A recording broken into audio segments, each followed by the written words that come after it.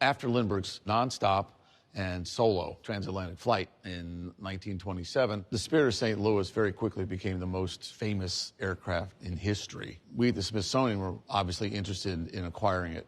Paul Edward Garber was in charge of the collections that would later become the National Air and Space Museum. He had a feeling that Lindbergh was going to make it. He approached the Secretary of the Smithsonian and asked if we could send a telegram to Lindbergh asking for the airplane. Lindbergh almost immediately corresponded back to the Secretary of the Smithsonian and said while it was all right with him, he had to check with his backers in St. Louis. What he didn't know was the backers in St. Louis were so excited and so happy with him, they gave him the airplane. So he decided they would give the airplane to us together. The deal to acquire the Spirit was made with the understanding that Lindbergh would fly the airplane until he was finished with it. And the last flight was in April 1928. He flew it to Bolling Air Force Base. We took the aircraft apart with the help of the Navy, towed it through the streets, and pulled it into the Arts and Industries building. It was on display from 1928 until 1976 when we opened this building.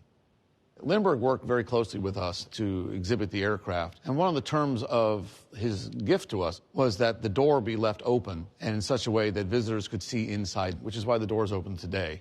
The purpose of his request was to enable our visitors to get some idea of what it was like to fly in that airplane. Our job here at the Smithsonian is to preserve the nation's aerospace heritage, and clearly the Spirit of St. Louis is among the most important of these milestones.